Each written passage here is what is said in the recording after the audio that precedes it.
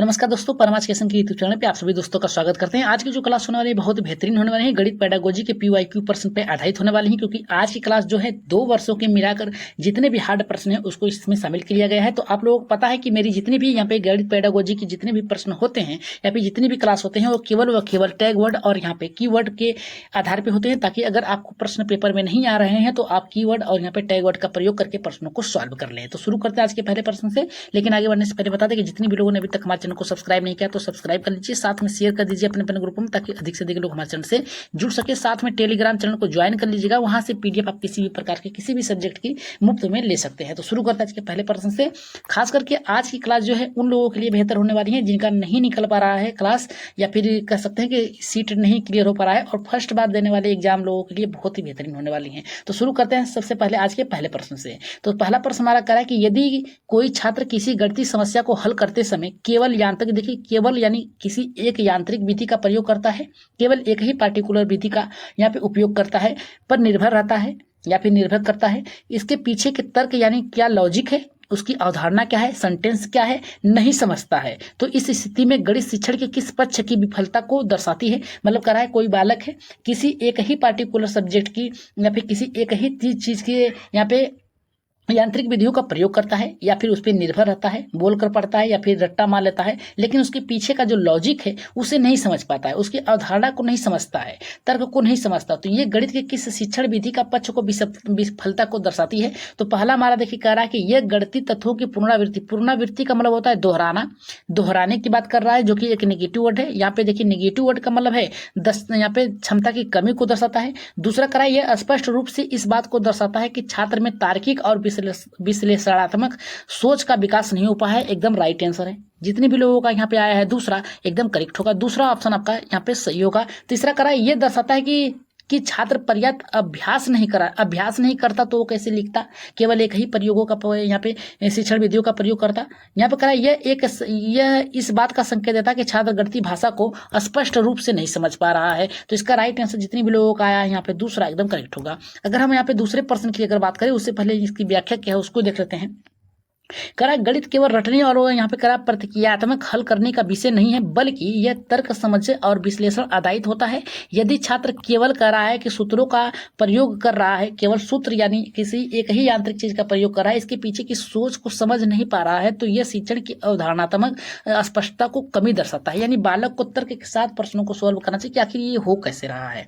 अगर हम बात करें यहाँ पे दूसरे प्रश्न की, जो कि बहुत ही बेहतर है, ये प्रश्न देखिए कह रहा है कि एक शिक्षक कक्षा में क्षेत्रफल का परिमाप यानी एरिया के बारे में बता रहा है।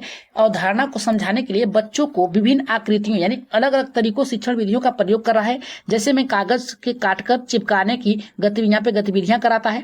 करा कि इस प्रकार की गतिविधि जो है प्राथमिक के लिए उद्देश्य क्या है। पहला करा कि प्राथमिक का मतलब होता है 1 से लेकर 5 तक के बालकों के लिए उद्देश्य क्या है।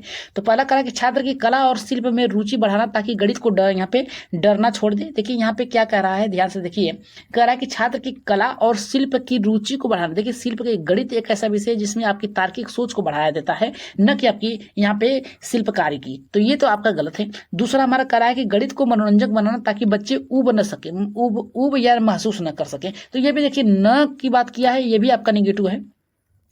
दूसरा हमारा कह रहा है तीसरा कि छात्रों को ठोस यहाँ पे अनुभव, ठोस का मतलब है मूर्त वस्तुओं को दिखाकर, जैसे में यहाँ पे कागज की आकृतियों को विभिन्न तरीके से काट कर बता रहा है, अनुभव यहाँ पे प्रभावित करता है। और यहाँ पे कह रहा है कि अमूर्त का मतलब होता है वस्तु हो या न हो, उस पर भी विचार करने की यहाँ पे आसानी से समझ सके। तो राइट आंसर आपका ऑप्शन नंबर यहाँ पे तीसरा सही होगा। चौथा कह रहा कि समय को प्रभावी रूप से भरने की बात कर रहा है, समय को यहाँ पे जबकि बताने की बात होनी चाहिए। राइट आंसर ऑप्शन नंबर यहाँ पे तीसरा सही होगा। अगर व्याख्या की बात करें तो व्याख्या में ये बताया गया है कि यहाँ पे करा कि पियागेट यानी जिन्हें पियाजे के अनुसार ठोस संक्रियात्मक अवस्था में बच्चे वस्तुओं के माध्यम से अधिक अच्छी तरीके से सीखते हैं। मतलब यहाँ पे करा है कि जो बालक होते हैं ये संक्रियात्मक अवस्था में यहाँ पे जो बालक होते हैं अच्छे तरीके से समझ लेते हैं। इस प्रकार की गतिविधियां जो होती हैं अमूर्त अवधारणा, जैसे क्षेत्रफल को ठोस अनुभव, जैसे क्या है इसमें क्षेत्रफल को बताना है, इस तरीके से आप पेपर को काट के बता सकते हैं बालकों को। आगे बढ़ रहे हैं यहाँ पे नेक्स्ट प्रश्न, जो कि आपका यहाँ पे तीसरा प्रश्न है।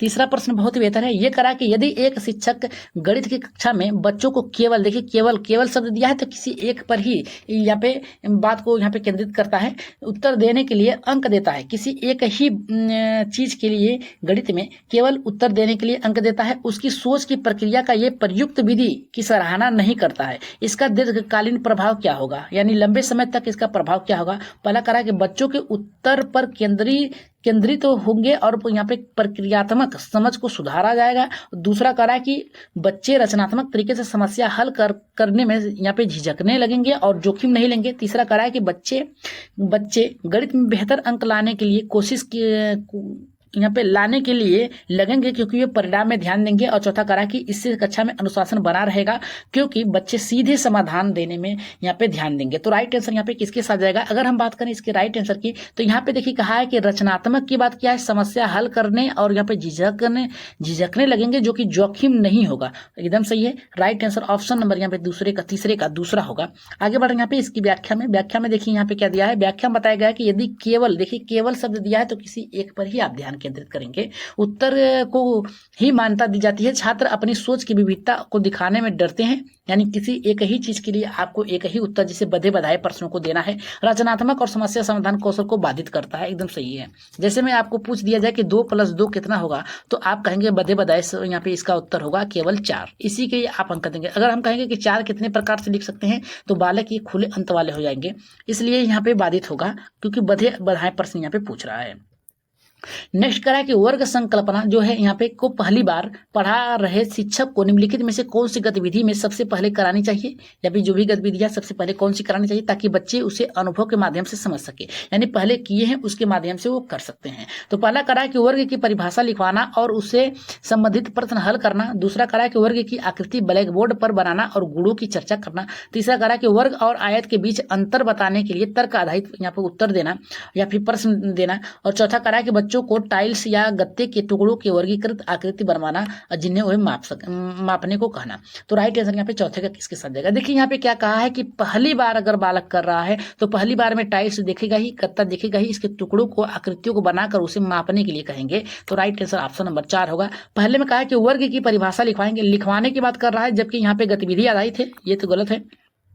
वर्ग की आकृति ब्लैक बोर्ड पे, अगर ब्लैक बोर्ड की कार्य दिया है तो आप टैग वर्ड का प्रयोग करिए। अगर ब्लैक बोर्ड की कार्य किया है, गुणों की चर्चा करने की बात करो, ब्लैक बोर्ड पे लिखेगा कौन, शिक्षक लिखेगा, याद रखिएगा। तो ये भी गलत है। करा कि वर्ग आयत के बीच में अंतर करने की, अगर छोटा बालक है तो अंतर नहीं कर पाएगा, तो यहाँ पे राइट आंसर ऑप्शन नंबर 4 एकदम सही होगा। अगर इसकी व्याख्या की बात करें तो व्याख्या में बताया गया है कि शिक्षा मनोविज्ञान के अनुसार अवधारणात्मक या फिर अवधारणाओं को सबसे पहले अनुभवात्मक रूप से प्रस्तुत करना चाहिए। जब बच्चे वर्ग को बनाते हैं तो उसे मापते हैं, याद रखिएगा। तो उसके गुणों और सभी भुजाओं के समान समकोणों आदि को स्वाभाविक रूप से क्या करते हैं, वो सीख जाते हैं। आगे बढ़ते हैं यहाँ पे नेक्स्ट प्रश्न जो कि आपका 5वां है। कोई भी डाउट हो तो आप कमेंट बॉक्स में कर दीजिएगा, उसे दूर करने का प्रयास किया जाएगा। यहाँ पे कहा 5वां की गणित शिक्षण में मूल्यांकन का यहाँ पे मुख्य उद्देश्य क्या होना चाहिए यदि शिक्षा का दृष्टिकोण समग्र विकास और अवधारणात्मक स्पष्टता पर केंद्रित हो। तो यहाँ पे देखिए पहला कह रहा है कि छात्रों को उसके रैंक के अनुसार वर्गीकृत करने की बात कर रहा है, बांटने की बात कर रहा है, नेगेटिव वर्ड है। दूसरा का छात्रों की प्रतिस्पर्धा की भावना को बढ़ावा, देखिए प्रतिस्पर्धा की भावना को बढ़ाने की बात कर रहा है, यानी द्वंद्व की बात कर रहा है, ये भी नेगेटिव वर्ड है। तीसरा कह रहा है कि यह जानना कि छात्र कितनी तेजी से प्रश्न को हल कर, तेजी से प्रश्न नहीं, ये आपका नेगेटिव वर्ड है। चौथा कह रहा है कि यह समझना कि छात्र किस स्तर तक अवधारणा को समझ पा रहे हैं और किस क्षेत्र में सुधार की आवश्यकता है, सुधार करना सबसे अधिक होगा। राइट आंसर ऑप्शन नंबर यहाँ पे चौथा सही होगा। अगर हम बात करें इसकी व्याख्या की तो व्याख्या में बताया गया है कि यहाँ पे सर्वेक्षणात्मक यानी उसके बालकों के जो भी क्रिया है उसको देखना, मूल्यांकन और सतत मूल्यांकन, सतत मतलब होता है लगातार, मूल्यांकन का मतलब होता है मूल्यांकन के बाद जो अंकन किया जाता है उसके उद्देश्य को देखना। उद्देश्य बच्चों की सोच को समझना और ताकि न कि केवल अंक देना, इससे शिक्षण को समायोजन करने में सहायता मिलेगी या फिर समायोजित किया जा सकता है। आगे बढ़ते हैं यहाँ पे नेक्स्ट प्रश्न जो कि आपका 6वां है। यहाँ पे कहा एक शिक्षक ने देखा कि उसकी कक्षा में कुछ छात्र अंकों को पहचानने में सक्षम है, लेकिन वे संख्याओं की तुलना जैसे 72 और 65, यहाँ में कह रहा है कि 72 है और ये बड़ा है किससे, 65 से, ठीक, बड़ा है 65 में गलतियां कर रहे हैं। इस स्थिति में शिक्षक को क्या करना चाहिए। यहाँ पे कह रहा है कि यहाँ पे बच्चों को बार बार तुलना करने के लिए, देखिए तुलना एक नेगेटिव वर्ड है, इसे काट दीजिएगा तुरंत। दूसरा कह रहा है कि बच्चों को अंक रटाने की बात कर रहा है, ये भी नेगेटिव वर्ड है, काट दीजिएगा। बच्चों को तुलनात्मक भी ये आपका नेगेटिव वर्ड है। सॉरी यहाँ पे तुलनात्मक रूप से व्यवस्थित, यही आपका सही होगा। यहाँ पे देखिए क्या कहा है कि संख्याओं को तुलनात्मक रूप से व्यवस्थित करने, तुलनात्मक मतलब कौन छोटा है कौन बड़ा है, 71, 72, 73 इस प्रकार से लिखने के लिए, व्यवस्थित करने के लिए दृश्य सामग्री जैसे रेखा यहाँ पे संख्या का उपयोग करना, जैसे इस प्रकार से लिख सकते हैं, यहाँ से शुरू कर सकते हैं इस तरीके से। तो यहाँ पे राइट आंसर ऑप्शन नंबर यहाँ पे तीसरा सही होगा। आगे बढ़ रहे हैं यहाँ पे इसकी व्याख्या बताया गया है कि संख्या रेखा बला यहाँ पे करा बॉक्स जैसे दृश्य उपकरणों छात्रों को तुलनात्मक सोच विकसित करने में मदद करते हैं। यह तरीका बच्चों की संख्याओं की स्थिति और परिणाम को समझने में सहायक होते हैं। आगे बढ़ते हैं यहाँ पे नेक्स्ट प्रश्न जो कि आपका 7वां है। 7वां प्रश्न करा, यदि कोई छात्र अंश जो फ्रैक्शन है के बारे में जोड़ में गलती करता है, जैसे में 1/4 है, ठीक है, प्लस 1/3 है, बराबर कर रहा है 2/7, ठीक है, लिखता है, तो इससे क्या स्पष्ट होता है। तो सबसे पहले तो उसे बताएंगे कि नीचे का एलसीएम लेंगे या फिर आप गुणा कर सकते हैं नीचे का, 4 3 या 12 कर देंगे और फिर इसके बाद तिर्यक गुणा कर देंगे, 3 एकाइम 3 करेंगे, प्लस करेंगे 4 एकाइम 4, तो इसको लिखेंगे 4 3 7/12, ऐसे लिख सकते हैं। तो यहाँ पे कहा है कि लिखने में को स्पष्ट कैसे करेंगे, तो छात्रों को जोड़न नहीं आता है, जोड़ नहीं आता तो अगर जोड़ता कैसे, इतना याद रखिएगा। यहाँ पे करा है छात्र को हर बार उत्तर याद कराने की बात करा है, जो कि नेगेटिव वर्ड है। छात्र केवल अंश और हरों और जो यहाँ पे हरों को जोड़ने का नियम यहाँ पे अपनाता है बिना अवधारणा के। बिना अवधारणा का मतलब बिना तरीके के, बिना उदाहरण के, बिना यहाँ पे सूत्र के, उसे क्या कर सकता है, सीधे सीधे जोड़ने का प्रयास कर रहा है। तो यहाँ पे देखिए क्या कर रहा है हमारा, यहाँ पे कह रहा है हमारा राइट आंसर जाएगा तीसरे के साथ। छात्र लापरवाह है, लापरवाह होता तो कैसे करता है। यहाँ पे छात्र ने क्या किया, 1/4 लिखा प्लस 1 यहाँ पे लिखा 3, तो नीचे का जोड़ दिया 4 3 7 कर दिया, ऊपर का जोड़ दिया 2/7, जबकि इसका आंसर 7/12 आएगा। इसकी राइट आंसर जाएगा आपका तीसरे के साथ जाएगा। अगर इसकी व्याख्या की बात करें, व्याख्या में बताया गया है कि यह गलती दर्शाती है कि छात्र ने अवधारणा नहीं समझी है, केवल संख्यात्मक जोड़ को जानता है, यानी सीधे सीधे जोड़ने के अंश पर लागू कर दिया है। शिक्षकों को एलसीएम की अवधारणा, एलसीएम को मतलब लघुत्तम समापवर्तक अवधारणा, समान हर और आवश्यकता को ठोस यहाँ पे कराया कि गतिविधियों के माध्यम से सिखाना चाहिए। आगे बढ़ रहे हैं यहाँ पे नेक्स्ट प्रश्न पे, जो कि आपका 8वां है। यहाँ पे करा कि अनुमान उदाहरण के तरीके से और यहाँ पे निगमन नियम की दक्षता के विकास की सबसे अच्छी सहायक रणनीति कौन सी है। पहला करा कि परीक्षाओं में सटीक उत्तर पर जोर देना। दूसरा करा कि केवल रट्टा लगवाना, देखिए केवल शब्द दिया है काट दीजिएगा। करा अनुमान लगाने वास्तविक जीवन के संदर्भ में आधारित गतिविधियां कराना, देखिए गतिविधियां दिया है और वास्तविक जीवन के साथ जोड़ कर पढ़ाने की बात किया है। राइट आंसर ऑप्शन नंबर चौथा सही होगा। केवल शब्द दिया है काट दीजिएगा, यहाँ पे जोर दिया है इसे भी काट दीजिएगा। राइट आंसर ऑप्शन नंबर तीसरा सही होगा। अगर हम इसकी व्याख्या की बात करें तो व्याख्या में बताया गया है कि अनुमान की दक्षता का विकास तभी होता है जब छात्र को व्यवहारिक रूप से वास्तविक दृश्यों जैसे कि बाजार में मूल्य, दूरी की समय, इसे जोड़कर सोचने के अवसर दिए जाए ताकि मानसिक गणना कर सके। नेक्स्ट अगर हम प्रश्न की बात करें 9वें की, तो 9वां करा है कि बाल केंद्रित कक्षा में गणित शिक्षक का प्राथमिक कार्य क्या होना चाहिए। पहला करा है कि छात्रों को व्यवस्थित बैठाना और अनुशासन बनाए रखना। दूसरा करा है कि बोर्ड पर लिखवाना और छात्रों को उत्तर दिलाना। तीसरा करा है कि विद्यार्थियों को समस्याओं को हल करने की प्रक्रिया में भाग लेने के लिए प्रेरित करना। चौथा करा है कि पाठ्यक्रम को जल्दी समाप्त कर देना। इसका आंसर आप लोग कहाँ देंगे, कमेंट बॉक्स में देंगे। ठीक, इसका आंसर आप लोग कहाँ देंगे, कमेंट बॉक्स में देंगे और बताइएगा कि यहाँ पे 9वें का आंसर क्या होगा। अगर क्लास बेहतर तरीके से आप लोग देख रहे हैं, अगर समझ रहे हैं, तो टैग वर्ड का और कीवर्ड का प्रयोग करके ही इसका आंसर दीजिएगा और बताइएगा कि आप लोगों ने क्या इसमें कीवर्ड देखा है। आगे बढ़ते हैं यहाँ पे नेक्स्ट प्रश्न यहाँ पे देखिए 10वां हमारा यहाँ पे क्या करा है। 10 का कह रहा है कि गणित की पढ़ाई में विषयों के अंतर संबंध एक दूसरे से जो संभावित हैं को अपनाने का प्रमुख लाभ क्या है। पहला करा कि इससे गणित का पाठ्यक्रम छोटा होता है, देखिए एक पॉइंट पकड़ा गया यहाँ पे।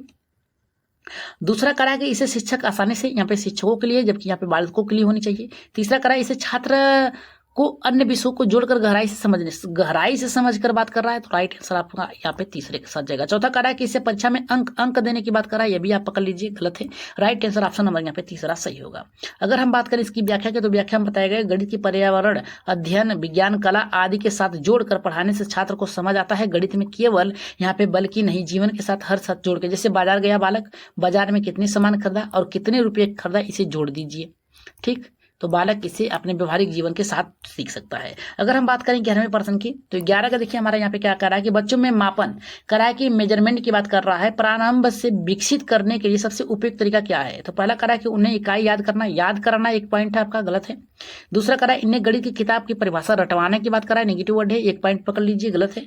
तीसरा करा है इसे दैनिक जीवन की वस्तुओं के लंबाई तो वजन, देखिए दैनिक जीवन की बात किया है, यहीं पकड़िए, अनुभवात्मक की बात कर रहा है, और मापने को कहना लंबाई वजन दैनिक जीवन की, यानी उसे क्या है वास्तविक जीवन के साथ कर दिया है। तो राइट आंसर ऑप्शन नंबर यहाँ पे तीसरा सही होगा। चौथा करा है उन्हें सिर्फ की बात क्या है, यानी केवल सिर्फ के लिए, ये आपका ऑप्शन गलत होगा, ऑप्शन नंबर तीसरा सही होगा। अगर व्याख्या की बात करें तो व्याख्या में बताया गया है कि बच्चों के मस्तिष्क में मापन की ठोस समझ तभी विकसित होती है जब उसे रोजमर्रा की वस्तु यानी उसके जीवन के साथ जोड़कर गतिविधियों के साथ दिखाया जाए या फिर पढ़ाया जाए। यहाँ पे देखिए क्या कर रहा है हमारा 12वां की संख्यात्मक संकल्पना विकसित करने में किस शिक्षण दृष्टिकोण की भूमिका का सबसे अधिक महत्व होता है। बार बार दोहराने की रटवाने की बात कर रहा है, यहाँ पे 2 पॉइंट है, काट दीजिए, नेगेटिव है। छात्रों को त्रुटियों को डांटना, देखिए यहाँ पे त्रुटियां तो सही है लेकिन डांटने के लिए एक नेगेटिव वर्ड है।